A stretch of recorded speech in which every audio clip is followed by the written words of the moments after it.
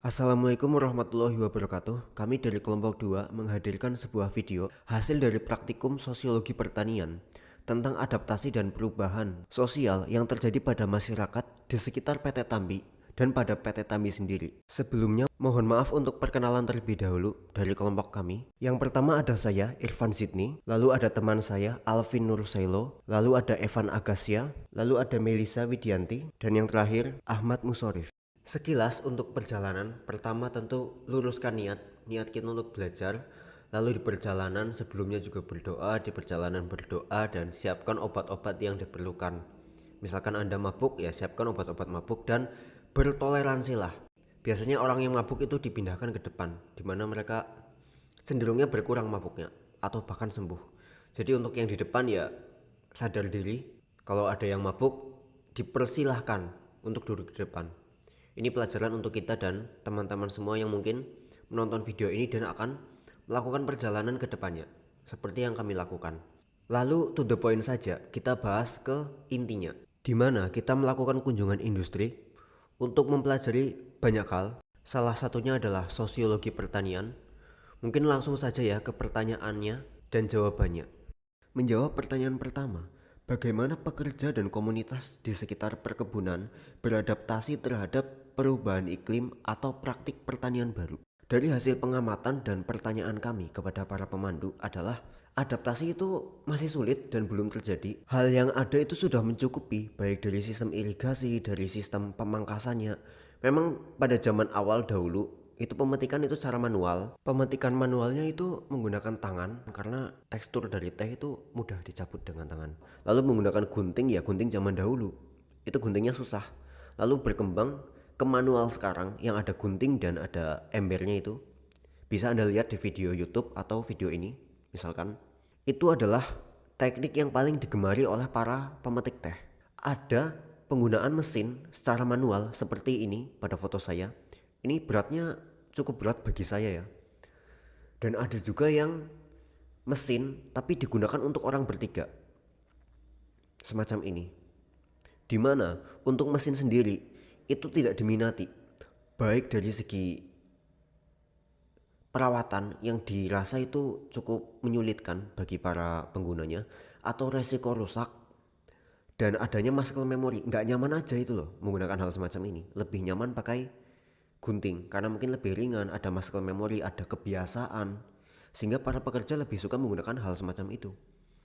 Yang mana kalau dari PT sendiri tetap diadakan mesinnya, di mana untuk suatu saat di mana para pekerja saat ini, para pemetik teh itu sudah umur 50 tahun, di mana sudah tua, butuh mengganti ke depannya atau mungkin ada suatu masalah ke depan di mana produksi harus tetap berjalan, maka digunakan mesin agar target petikan itu tercukupi. Jadi ke depan kalau datang pemetik baru yang masih pemula dan mereka diberikan mesin, maka target itu bisa tercukupi karena gerakannya mudah, monoton, nggak mikir banyak dan ya mudah aja. Hanya saja lebih berat dibanding dengan gunting. Dan beratnya ya nggak berat banget sih. Beratnya itu sekitar 2,3 kg.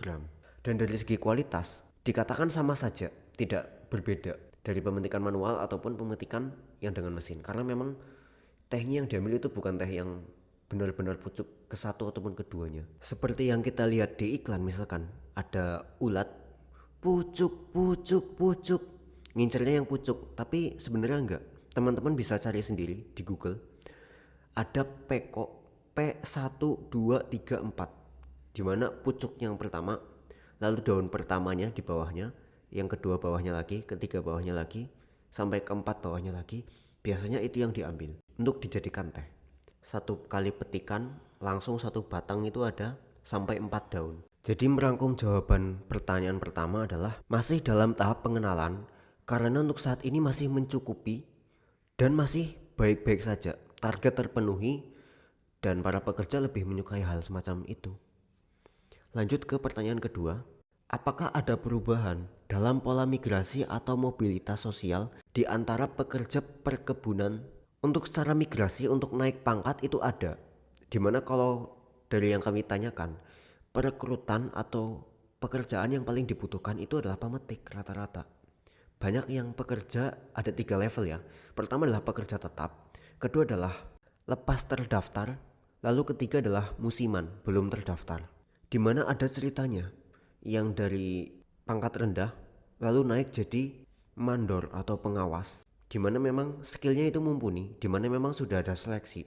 Dia sudah dilihat pekerjaannya semacam apa, dan kalau dari sistem pekerjaannya ini, misalkan Anda pertama daftar, itu kan masih belum terdaftar, tapi masih bekerja digaji, itu nanti setelah beberapa saat akan diajukan untuk naik pangkat, jadi lepas terdaftar, lalu bisa naik pangkat lagi menjadi karyawan tetap.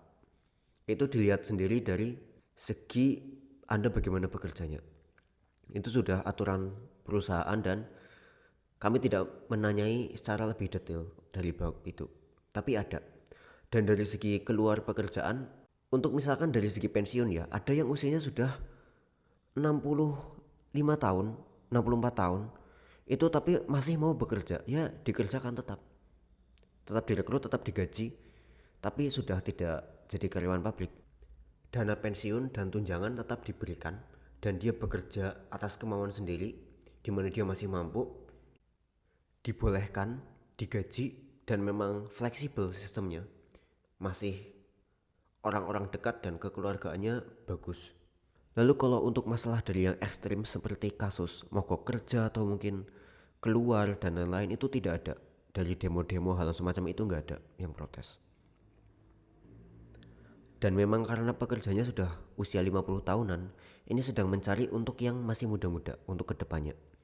Bahkan dari pemandu kami, 2 orang, totalnya 3 pemandu kami, satu masih muda, yang 2 orang 1 tahun lagi akan pensiun, lalu yang satunya lagi 3 tahun lagi akan pensiun. Jadi butuh 2 slot kosong. Merangkum dari jawaban kedua, untuk mobilitas itu masih biasa saja atau bahkan cenderung lambat, di mana komoditasnya ini teh itu masih stabil harganya. Tidak seperti perusahaan misalkan startup yang mungkin sekarang bikin nanti 3 tahun lagi sudah gugur karena perkembangan zaman sangat pesat. Tapi untuk teh itu masih tetap diminati, peminatnya tetap ada, dibutuhkan tetap ada. Seperti produk unggulan di mana masuk seperti bahan pokok mirip-mirip. Semua rumah butuh teh, bisa dibilang. Setiap hari orang bikin teh. Kita lihat warung es teh banyak. Jadi kebutuhannya masih stabil, di mana eskalasi dari perusahaannya belum terjadi secara besar sehingga tidak butuh tenaga kerja yang banyak. Untuk saat ini masih cukup dan memang segitu saja. Dari segi lahannya pun belum berkembang, di mana udah mentok. Ada program tambahan untuk pengembangan lahan, masih dalam perjalanan. Lanjut ke pertanyaan ketiga. Bagaimana teknologi baru, misalnya mesin pemetik teh, sistem irigasi modern, mempengaruhi pekerjaan dan kehidupan sosial di perkebunan? Sudah dijawab di pertanyaan pertama. Penjelasan lebih lanjutnya adalah sudah mencukupi. Teknologinya diadakan saja untuk suatu saat ke depan, untuk pengenalan awal, di mana mungkin ada orang yang berbeda yang lebih menyukai menggunakan mesin, atau ada suatu masalah misalkan. Di mana mungkin kalau masalah grade ya, di mana untuk pemetikan tersendiri dari pucuk pertama dan kedua mungkin dibuat untuk matcha ataupun produk sejenisnya, itu lebih bagus untuk manual, karena mesin tidak bisa serumit itu dalam memilih tehnya untuk saat ini. Lalu kalau sistem irigasi, pengairan yang benar bisa memaksimalkan hasil dari teh tersebut. Tapi untuk saat ini, dari segi biaya, dari segi perawatannya nanti, dan dari keadaan saat ini itu sudah mencukupi. Pertumbuhannya sudah baik, target sudah terpenuhi, pasar yang diminta sudah tercukupi. Maka teknologi yang mungkin terbaru yang kita lihat di internet, yang canggih, dengan perawatan yang Internet of Things, suhu kelembaban disiram setiap saat biar kondisinya tepat, biar maksimal nutrisi yang diberikan, air yang diberikan, suhu yang diberikan, itu belum, dimana untuk saat ini sudah cukup. Dan yaitu untuk adaptasi suatu teknologi itu ada resiko, butuh tenaga baru, butuh biaya baru, penerapannya di lokasi yang semacam itu tuh butuh tenaga yang besar. Untuk saat ini seperti itu saja cukup. Dan dikarenakan sudah cukup dan tidak ada masalah dan tidak ada contoh dari luar, dari yang dekat, dari PT Tambi sendiri ataupun mitranya ataupun SDM di sana yang sudah bisa membuktikan atau bisa mengajukan dengan cara yang baik bahwa itu memang menguntungkan, lebih baik, sangat bermanfaat, efisien. Untuk saat ini belum.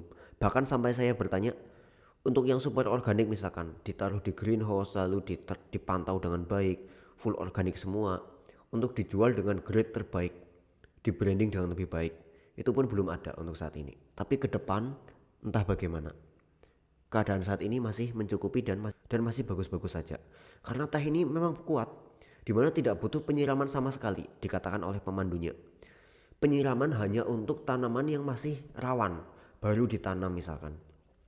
Kalau sudah besar seperti di video ini, di foto ini, lihat akarnya sudah panjang-panjang sampai bawah, nggak ada masalah sama sekali. Dan untuk sistem irigasi, kalau kita lihat yang canggih mungkin drip irrigation atau mungkin sprayer. Tapi kalau di sini itu masih sistem tampung. Ada kolam-kolam galian, kolam-kolam tanah yang menampung air saat hujan dan itu bertahan cukup lama. Lalu airnya meresap di mana kontur lahannya itu miring, maka semua bagian teh itu tersiram. Di mana akar teh itu juga cukup jauh ke dalam tanah dan besar-besar. Dan kita lihat kemarin tekstur tanahnya itu menyimpan air dengan cukup baik. Lanjut ke pertanyaan keempat. Apa saja tantangan dan peluang yang dihadapi oleh perkebunan teh Tambi dalam menghadapi dinamika sosial, ekonomi, dan lingkungan saat ini? Jawabannya adalah dari dinamika sosial. Kalau kita bahas dari segi ekstrim, di mana tuntutan hidup makin tinggi, standar hidup makin tinggi, misalkan dari sosial media kita melihat orang-orang bisa jalan-jalan kemana-mana dan seterusnya. Belum ada tuntutan keras seperti demo ataupun mogok kerja menuntut naik gaji atau pelayanan pekerjaan yang lebih baik. Belum ada, masih biasa-biasa saja, aman-aman saja, di mana PT Tambi sudah memberikan yang cukup baik untuk para pekerjanya. Sedangkan tuntutan kalau levelnya seperti butuh tenaga kerja atau lapangan pekerjaan, itu masih banyak dibutuhkan. Tapi untuk level yang rendah seperti pemetik teh, di mana levelnya masih dari kenalan, misalkan orang dari situ mau bekerja silahkan datang. Anda bisa bekerja jadi musiman. Nanti kalau Anda bekerjanya bagus, Anda bisa dinaikkan pangkat menjadi karyawan lepas terdaftar. Lalu bisa naik pangkat lagi menjadi karyawan terdaftar. Dan itu ya bagus-bagus Anda dalam bisa show off skill, dalam bisa menunjukkan kalau Anda memang pantas dan bisa mengerjakan pekerjaan dengan baik. Karena memang sistemnya itu tidak seperti office, itu masih tradisional, di mana Anda bisa bicara dengan atasan Anda, bisa ketemu ya dan ngobrol biasa karena banyak aktivitas di kebun. Kalau Anda memang berpotensi, Anda bisa naik jabatan. Dan saya bertanya, ada nggak sih senioritas atau mungkin kan kamu bukan lulusan terbaik atau apa? Nggak masalah asal Anda bisa mengerjakannya, asal Anda punya skillnya, tidak ada masalah. Bahkan untuk dari sisi saya, untuk magang, saya tanya, bisa nggak magang? Bisa. Kemarin juga ada yang magang dari kampus lain, magang di PT Tambi, bisa-bisa saja, tidak ada masalah. Selanjutnya adalah kesimpulan dari kami, dari hasil penelitian sosiologi pertanian pada kawasan kebun teh Tambi. Dalam bahasan adaptasi dan perubahan sosial di perkebunan adalah sangat minim, di mana struktur sosialnya, struktur pekerjaannya, dan pekerjanya sendiri itu masih sederhana, masih seperti layaknya UMKM yang ada di desa-desa, di mana mungkin kalau dimaksimalkan untuk pengangkutan itu bagus dengan seperti rel kereta, ada yang satu rel berjalan ke bawah, naiknya juga, dibanding dengan truk yang nanti akan terhalang atau mungkin dengan tali akan lebih cepat, sederhana tapi tepat. Atau mungkin untuk pemaksimalan bisa menggunakan sprayer atau drip irrigation, atau mungkin untuk pengolahannya tidak menggunakan juru angkut manusia tapi dibuat dengan lebih baik lagi sehingga itu bisa auto mesin atau manusia yang dibutuhkan lebih sedikit. Tapi semua itu bukan berarti hal yang buruk. Tradisional semacam itu juga hal yang bagus.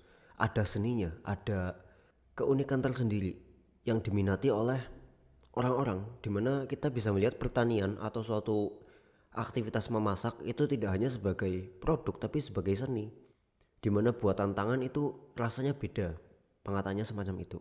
Jadi kesimpulannya ya masih sederhana, masih seperti kedesaan, tapi bukan berarti itu hal yang buruk. Dimana sebelumnya saya cukup takut sebenarnya kalau PT-PT semacam ini. Dimana kalau saya lihat di Facebook atau apa itu pasti ketat banget, ada hal yang ditutupi dan bermacam-macam. Tapi di PT Tambi ini ya masih kedaerahan, masih biasa. Di sebelah jalan, sebelah kirinya itu kebun teh, sebelah kanannya itu ada kebun-kebun warga. Ada pemancingannya juga, ada warung di sana, hal biasa, nggak ada masalah semacam itu. Kebunnya cukup terbuka dan tidak ada pengawas nakal yang siap mengancam gitu ya. Mungkin seperti kebun karet tipenya, benar-benar orang bebas bisa naik turun atau jenisnya. Tidak seperti yang sawit misalkan itu ya, kita lihat di Facebook. Lalu dari segi saran untuk teman-teman, dalam penelitian semacam ini, dalam kunjungan industri, pertanyaan sama itu sering terulang-ulang, itu tidaklah efektif. Harap pertanyaan itu ditanyakan oleh dosennya terlebih dahulu, pertanyaan basic, lalu pertanyaan dari dosennya, di lapangan, di lokasi, dan dengan mic agar terdengar semua. Barulah setelah itu para murid-murid atau mahasiswanya bertanya pertanyaan yang belum ditanyakan atau yang kurang, atau untuk memperjelas. Karena kasihan ya, pemandunya pertama sedikit, cuma 3, anaknya ada berapa itu, 45 kalau nggak salah di kunjungan saya. Kewalahan untuk menjawab pertanyaan yang berbagai macam dan terus-terusan dan beberapa kali diulang terus. Ya kan itu kan tidak efektif, sangat tidak efektif dari segi waktu dan seterusnya. Harap teman-teman bisa belajar dari kesalahan kami atau bisa memperbaiki apa yang telah kami lakukan. Dan harap kalau untuk bertanya atau berkomunikasi, sederhanakan bahasa Anda sesederhana mungkin agar lawan bicara itu tahu dengan jelas apa yang ditanyakan dan ya nggak berulang-ulang, nggak usah pakai bahasa yang sulit-sulit. Kalau misalkan seperti soal yang ada pada saya ini, bagaimana tanyanya jangan seperti itu, jangan gunakan kata dinamika atau mungkin seperti pertanyaan yang ada, apa saja tantangan dan peluang yang dihadapi oleh perkebunan? Itu kan pertanyaan yang sulit. Coba disederhanakan sesederhana mungkin.